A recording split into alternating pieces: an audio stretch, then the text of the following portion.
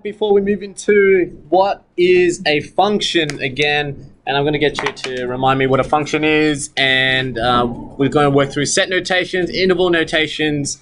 So that's the quick recap, and then we talk about what we mentioned briefly at the end of last lesson about horizontal line test and vertical line test, and we'll start doing some types of functions and how to identify that. That's technically 1C by that point, but let's do some recap.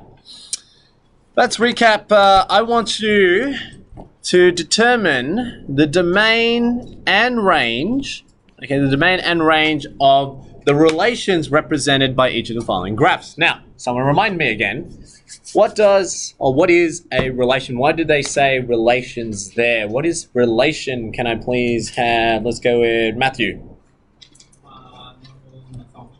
They are? Not all of them are functions, yes, but still that doesn't describe to me what a relation is. What is a relation? Can I please have, let's go with Oscar.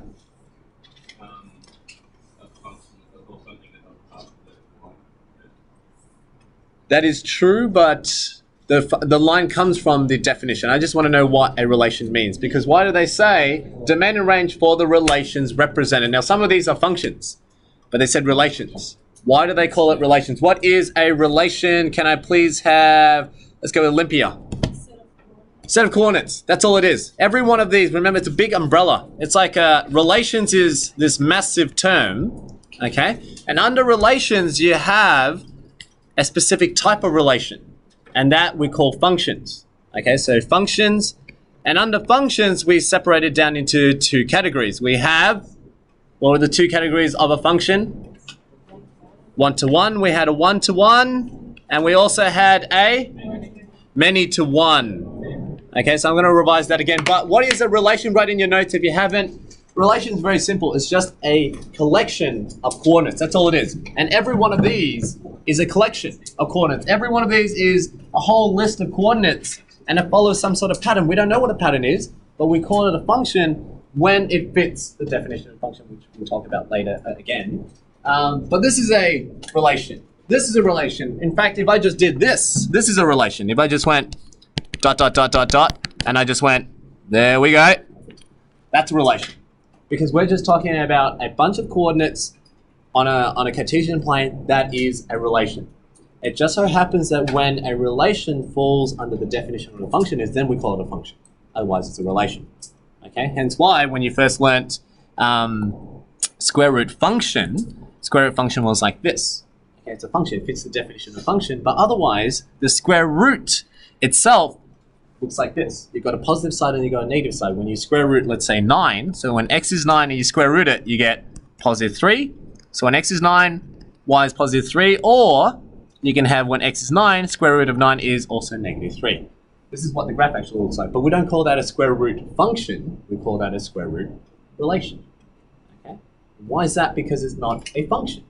What is the definition of a function? Again, let's go. What's the definition of a function? Can I please have, let's go with Cindy Huynh. What is a function? Very good. Remember the machine that I tried to describe to you, that a function is the equation that you have, right? So you can have y equals to x squared. That's the machine.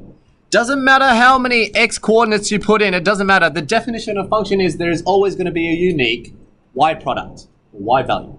So therefore, you're only ever going to get one y coordinate. If it fits that definition, then it is a function, okay? Square root relation isn't. Why? Because I put one x in, I put a 9 in, square root to 9, and I can get two possible y answers. I can get negative 3, positive 3. That's why it's not a function, okay? That's why it's a relation. Why is it that you learnt in year 11 this is called a function? Because we ignored the negative now. We say that when you square root, you only take the positive root of it. So square root of 9, we only take the positive answers. Because apparently we can't square root negative numbers. Yeah, that's complex numbers and whatnot. But the negative sign, we omitted that. Okay, so when you do the square root, this is why we call this the square root function. But technically, if they said square root relation, then you should have the negative region down there too. Okay, but that's an example of putting x in, so putting a 9 into the machine, square root of 9, and you get two y values, and that's not a function. So anything that you think of right now, if you think about a linear equation, if I put y equals x, Doesn't matter how many x values you put in, you're always going to get only one y value out. Okay, think of another function. Let's say, what's another function we learned? We learned exponentials as well, e to the x. Okay, I'll do 2. 2 to the power of x, that's an exponential function. If I sub in x equals to 4, then you only get one answer out. You get 2 to the power of 4. That's only one answer. Hence, it's a function. It's an exponential function. Okay? Why is a circle a relation? Because again, if you think about the circle, if I chose 1, -1, not only do I have this y value, but I also have another y value up here for -1. Okay? That's a relation. That's why we do the vertical line test. Vertical line test to prove whether it is a function or not, because when you do a vertical line test, it crosses twice. If it crosses twice, that means you've got 2 y values. Yeah? Two y coordinates for the 1x. That's why we say, okay, that's why we do a vertical line test to say is that a function or not? Okay, if I did a vertical line test here, same thing. Crosses once, crosses twice, it means for the 1x value, you get 2 y coordinates. And that doesn't fit the definition of a function. Yeah? Whereas over here, why is this a quadratic function? See, I do a vertical line test and I cross only once. It only has 1 y value. So for 1x, so that's the x coordinate. And I look down, I only cross the function once. So we call it a function. But if it doesn't, then it's a relation. Does that make sense why we do vertical line testing? Yeah? Okay, so we had vertical line test. We know what a relation is. Now we are sort of understanding what a function is. But remember, there were 4 types of relations. We said one-to-one. We had many-to-one. Those are functions. What were the last 2? One-to-many and many-to-many. So we know this circle relation has to be a many-to-many, because if you do it horizontally, you got for 1y, you get 2 x coordinates, and for 1x, you get 2 y, so it's a many-to-many. Many x's to the many y's, right? What about this one? That's a relation. What kind of relation is that?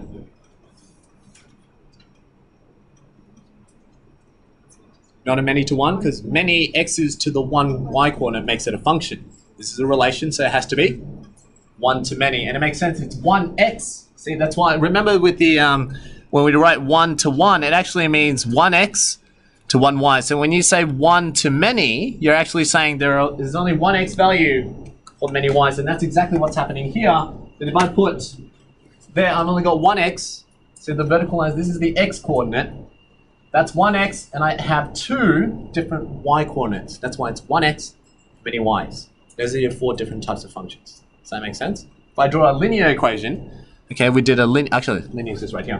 Okay, linear equation. If I looked at for 1x, so 1x, and I look up at the graph, there's only 1 y. So hence we say for 1x, there's only 1 y. Okay, so hence 1x, 1 y, 1-to-1 function. Over here, okay, we can see that yes, for 1x, I've got 1 y here, and that's still the 1 y, but then I've got another x for the same y value. Okay, so if you look at it, for the 1 y, -1, if I draw it across, these 2 coordinates have the same -1 y coordinate. There's a -1. So for 1 y coordinate, I have 2 different x positions. That's why that has many x's to the 1 y. So it's many-to-one function. So this is a many-to-one. This is a 1-to-one. This is a 1-to-many. And then this is many-to-many. Very good. What about this one? Many-to-one. Very good. This is a many-to-one. Again, you can see for 1 y coordinate, I've got 2 different x's. So the x represents the left-hand side. So it's many to 1 y. Okay? But if you did it, see, if you looked at this, yes, there is only 1 x to 1 y, but then you have to look at this side. Do I have another y as well? So it's many x's to the 1 y. Okay, so there's many to 1. What about this one? What is this one? 1-to-1. Very good. Okay, this is a 1-to-1. So, we've done the vertical line test. We talked about the 4 types of functions you have. I really wanted you to sink in the idea of what a function is, because you know when the question changes and it talks about a relation, you need to know that that means it can have a negative region. If you don't realize that when they say relations has a negative region, you're losing out on the range. That's when you lose your question marks. It's the marks on your question. Okay, so you have a range, you have a domain, it's important to know. So when you answer these questions and they say find the domain and range, it matters whether it's a relation or a function because it determines what is available and what's not. Okay? Now, we've got 4 types. We've got a relation, we've got a function. There was one more thing I was going to say. What was that again? Function, relation, one-to-one. No, that slipped my memory. That's all right. I want you to do, in this meantime, I want you to now state the domain and range of each of these functions, or relations, sorry. I want you to use integral notation or set notation or both. Okay, but you just have to describe the right regions. I'm going to clear out the inks now, and then I want you to work out the domain and range for each one of them. Okay? Here we go. I'm going to give you 5 minutes to do that. 5 minutes. It's currently 9:55, so at 10 a.m. we're going to stop. Check your domain and range. That's what I forgot. Horizontal line test. So we talked about vertical line test. We haven't talked about it. Do this first, and then we'll talk about horizontal line test. I'm going to write it here, so I remember horizontal line test. Maybe I should summarize what we just did. We did relations, which leads to functions, and there are 4 types: one-to-one, to one, one-to-many, many to many. That's what we just covered.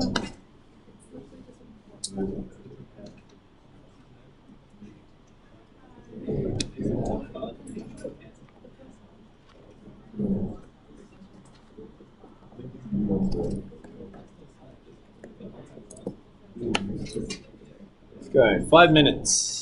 5 minutes to state the domain and range.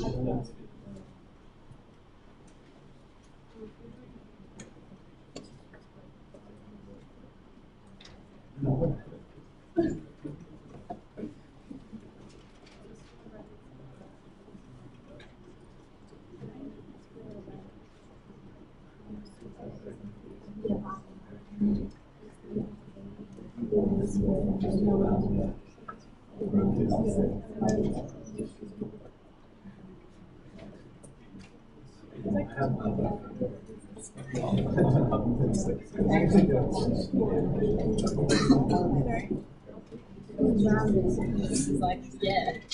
And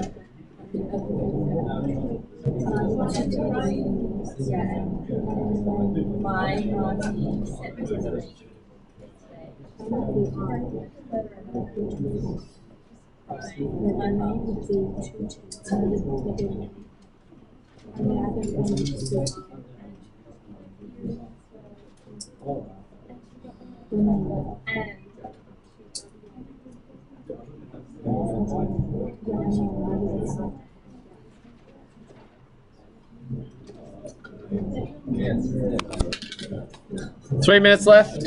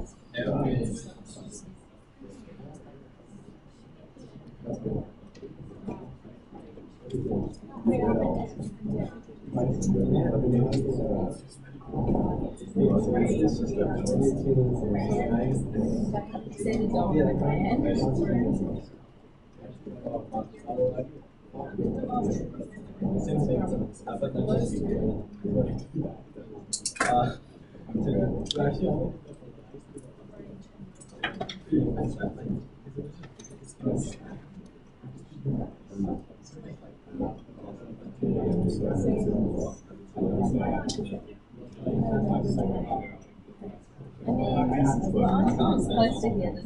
Really cool.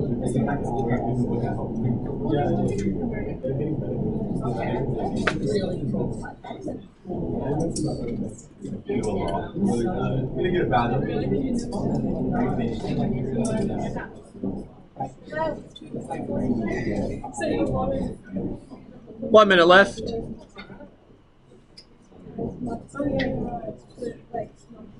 Yeah.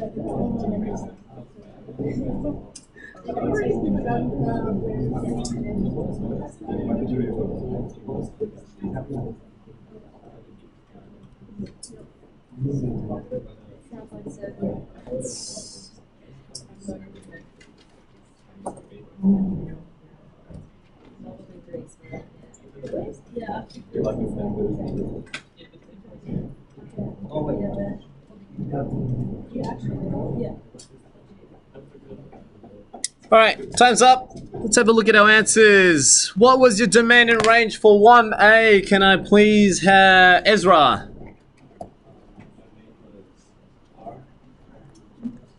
Domain, which I would write here, X is element of R. Okay, good, it is. Because if you look at the domain, which is the X-axis, on the graph, you can take all X values. Now, if that doesn't make sense when I say it takes, or you can take, another way of thinking about it is, on your X-axis, 1, draw a vertical line down the 1, because that represents all the X values. Does it touch the graph? And yes, it does. That's 1 point, so it exists. 1 exists, 2 exists. Anywhere else, if you draw vertical lines and it can touch a point on the graph, then that means that is inclusive of it. See, if I keep drawing, you can see that it can go on and on because the graph is going to continue all the way out. And the vertical line will always touch the graph. That's why every X coordinate is available. Hence we say X is an element of R. Okay? Now, you can do the same for the range. What was your range?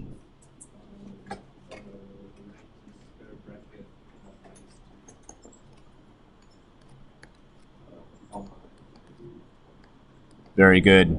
Okay, so Y, which represents the Y values or the Y-axis values, is your range, and it's inclusive of -2. Now, why is that? Again, the Y values is you draw a horizontal line, it represents Y. So at Y equals 2, you can see it crosses 2 points. Okay, and so that's why at 2, yes, it exists.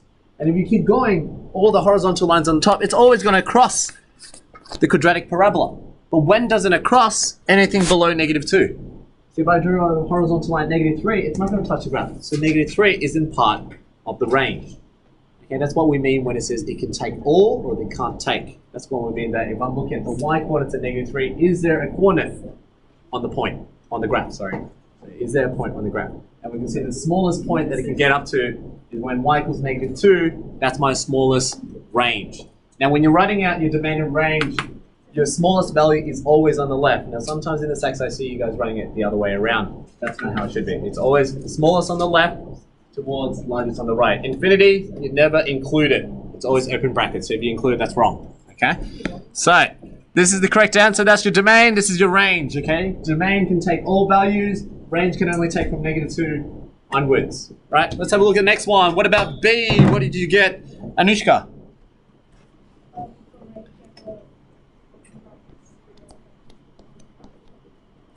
Open bracket 0, comma 9. Okay, so let's have a look.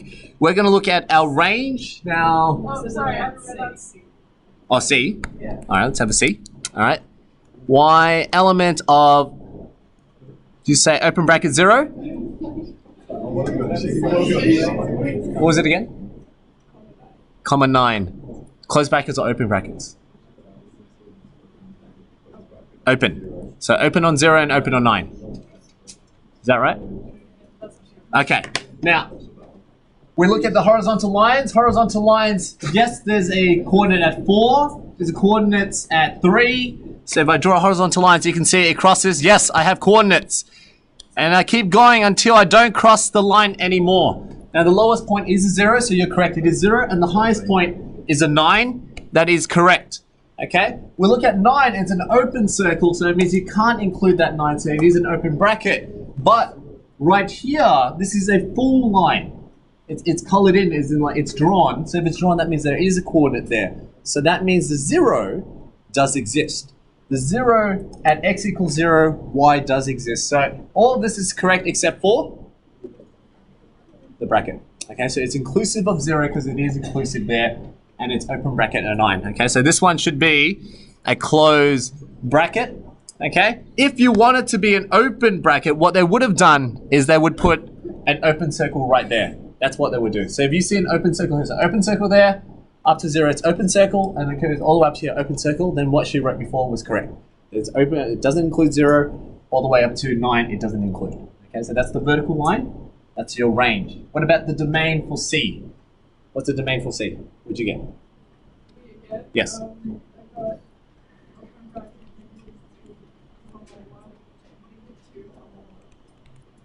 Say it again. Oh, commentary. Sorry, I'm looking at the wrong question. That's all right, cool. And that's correct. Okay, it's open bracket because looking at the x-axis, the furthest end is -2, all the way to the furthest to the right is a 3, and both of them have open brackets, therefore it is -2 to 3 open brackets at both ends, so it's exclusive, right? Yes? Do you include that open circle into your own graphs, like at the 0 point? This one? Like if it's telling you to put in a 0 is included, would you put that on your graph also? Like If it says put not it in the included, middle of a line. can you put it in the middle of a line? Yeah. Even if it's included or not. If it's included, you don't have to do it, so you just draw the line. Yeah. But if it's not included, then you have to draw an open circle at that point. Even if it's like in the middle of the Yeah. So you can have a graph that looks like this. You could have quadratic that looks like this, and let's say this is 1 and that's 2. And let's say I don't want on this quadratic to have a 1 and a 2. So here, I don't want to have a 1 and a 2 there. Then what I would say,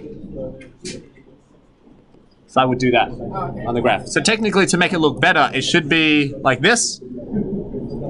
And then you draw that. That's what it would mean. So it means the domain does not have 1 and a 2. Okay?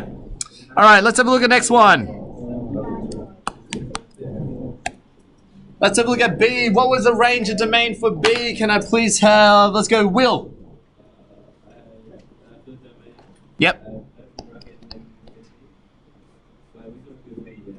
Yep, I'm doing B. Yeah, B, yes. And 2.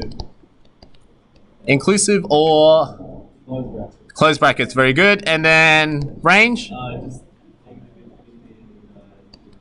Very good. This is the same thing. For those who wrote R, is the same thing, okay? Taking all values, either interval notation or set notation, doesn't matter. Both of them are the same. Okay, so if you went y is element of R, that's correct. Or you said y is an element of -infinity to infinity, that's also correct. So if you look at the y values, you can see that the graph will take every single horizontal line that you can draw.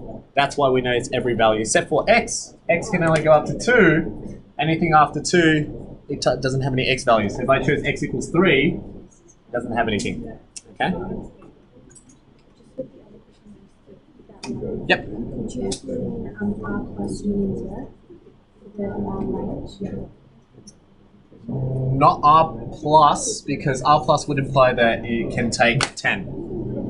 But it can't take 10 because it stops there. Yeah, so if the graph had an arrow, or not even an arrow, like no circular endpoint, then it means it goes on forever. So how would you write it with set notation? With set notation, Could you have you could, ish, you would say something like, you would do something like y is an element of R plus union 0.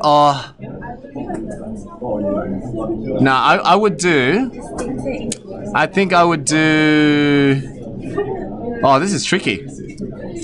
Union 0 excluding 9. Oh, yeah, so I would do exclude 9. Yeah, so close bracket, exclude 9 to infinity. That's what I would have done.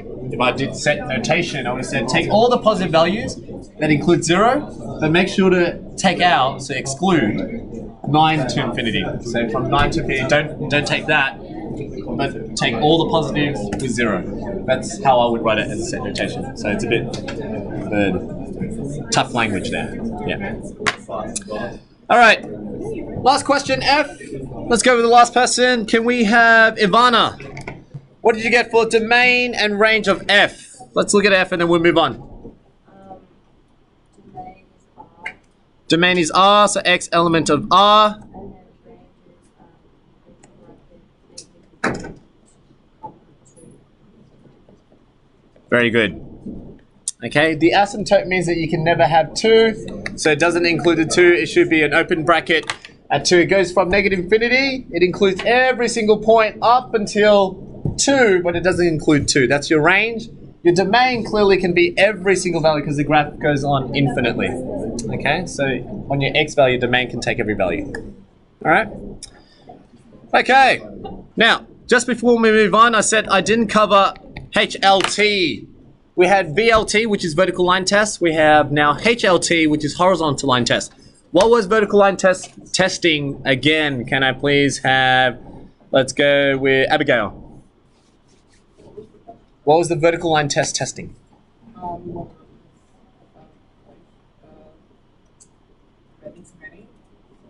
No. Okay, what is the test? Someone else. Matthew. No. Vertical line test. Function or relation. Why again? So remember, when you're doing a vertical line, if it crosses 2 points, so if I do a vertical line on this one, it crosses 2 points. But what do those 2 points represent? It's got a 1y and a 1y, but 1x. So what it tests is, if you have 2 y values for the 1x, it means it's not a function. Because remember, a function, when I draw a box, see, a function should be something like this. This is my function. If I put in an x, I always have to have only one y value.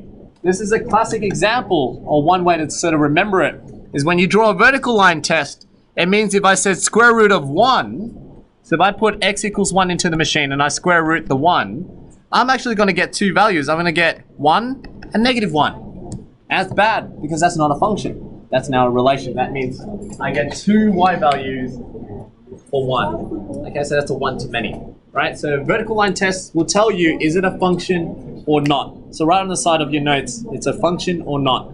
Then what does a horizontal line test do? That's the second question. So if I did a horizontal line test with this one, I cross twice. Versus this one, I only cross once. What does it tell me?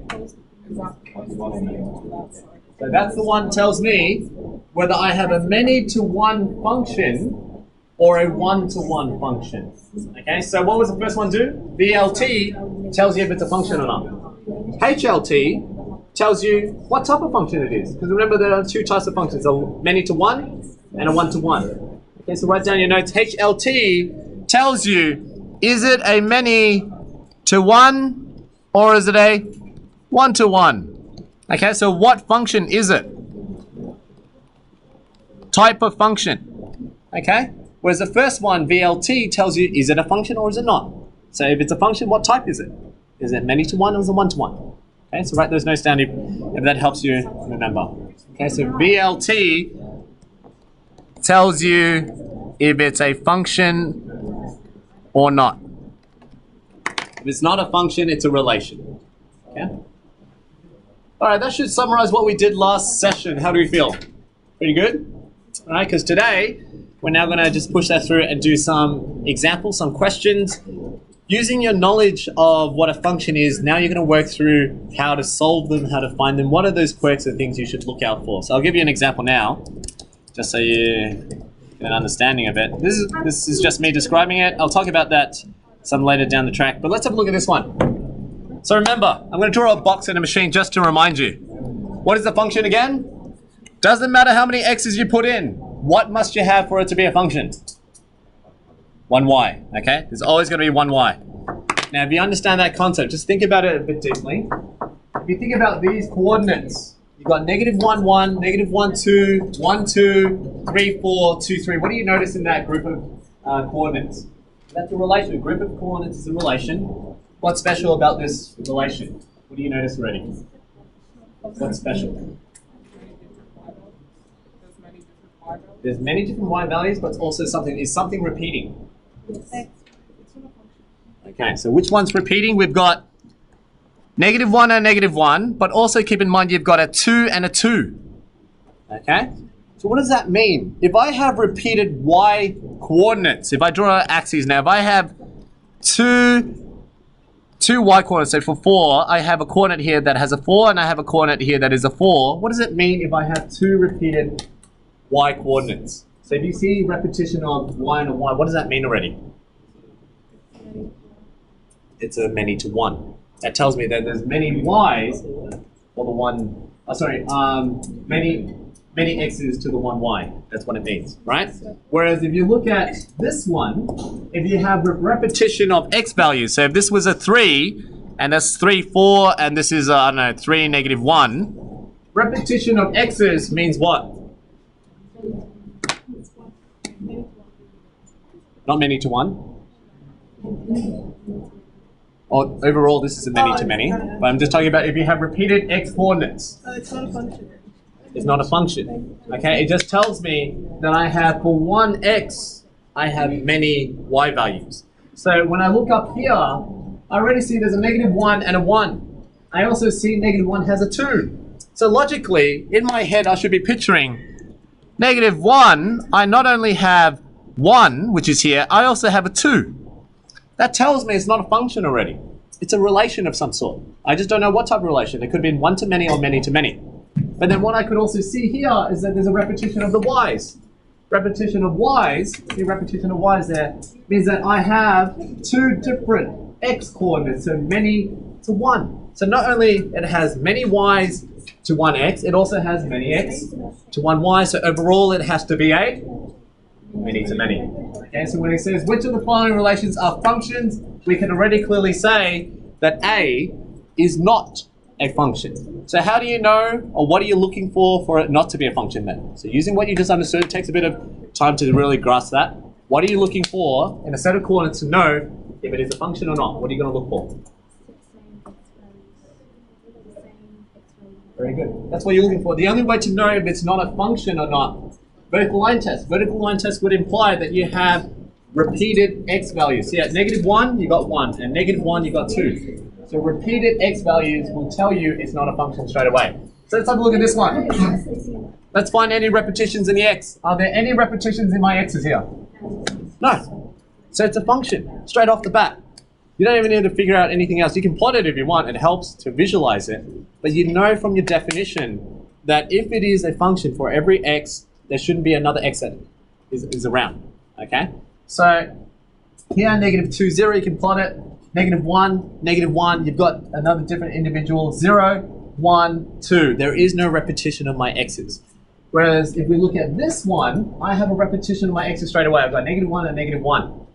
Straight away, that's not a function. Because if I put a negative 1, 1 and a negative 1, 2, clearly, vertical line test would tell me that if I put a negative 1 in, I get a value, and then I put negative 1 in, I get 2 values. So if I draw my machine, all I'm saying is put a negative 1 into the machine, and I apparently will get 2 values. I will get a 1 and a 2. That's not what we want. A function only has 1 value. So that's what you can look for once you understand the concept really well. You're just looking for repeated x values. Yeah.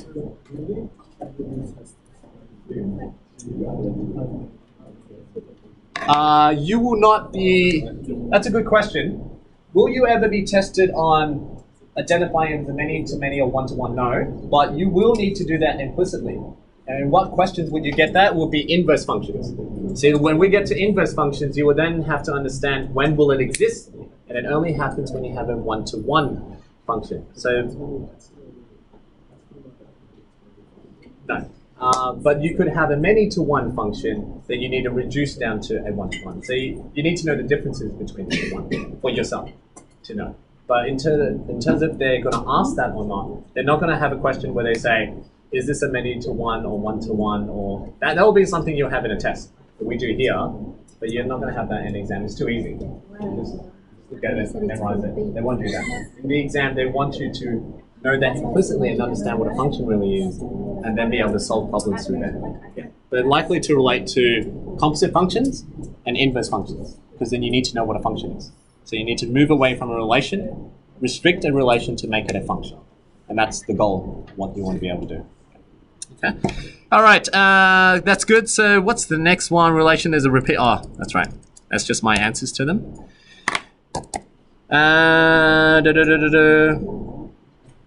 Okay. Now, okay, yeah, we do need that. All right, here we go. Sometimes after describing what a function is, some students still find it difficult to get their head around it. So this is another way of me describing it, but on top of that, I want you to know function notation. So last year, you had to write function notation to describe things. This year it is compulsory, and I'm going to keep reminding you, especially when it comes to your SACs. Anytime that the question ever asks us, find the rule, define the rule, or state the inverse function, or find the composite function, whatever it is, you must always write it in function notation, okay? And you will always know because it has two marks for it. 2 marks because in your function notation, you will give a domain and you give the function itself.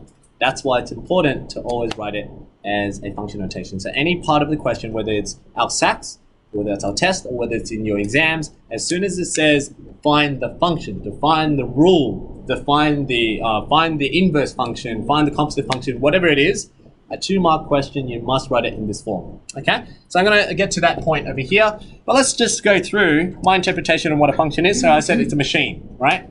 Function is a machine, like x squared. You're doing something to numbers. In this case, imagine my machine changes things to ice cream. Okay, changes things to ice cream. So let's say I put Captain America into the machine, okay, and the machine will change him into an ice cream flavor, right? I will get lemonade. That is my function. That is my machine. So this is my function. This is what I'm putting in. That's my input. This is my output. Okay, so that's the other terminology you might get. So input, output, pre-image or image. Pre-image is what you would get before you put it in. Image is what the result is. Okay, or if you do psych, then independent variable, dependent variable. Okay, this depends on what you put into it. So you get lemonade depending on what you put in. Okay, so Captain America comes in, you get lemonade. If I put Wolverine in, I get banana. And if I put in the Hulk, I get lime. Okay, so superheroes is my domain. Superheroes is the number of people I put in, that's my domain. It's what I'm putting in. Okay, that's a pre-image. Ice cream is the machine. I change whatever I put in into a product. And the product is only one product. So when I put the Hulk in, I don't get 2 different flavors, I only get 1. I get lime. If I put Wolverine in, I only get 1. Okay, that's a function. So this machine works as it is. You put 3 heroes in, you get 3 ice creams. Yeah? Now, if you were to write it out as a function notation, what I want you to realize is those 3 heroes don't dictate all the flavors you have when it comes to ice creams. Yeah? Ice creams, you could have chocolate flavor, strawberry, vanilla, cookies and cream, mint, and etc. Right? But in my range, okay, the Y value range means what do I have? What could I only have? And in our case, we can only have lemonade, banana, and lime. That's my range. What's my domain? Captain America, Wolverine, and the Hulk. That's the only things I can have. But I surely can have many other flavors. All right?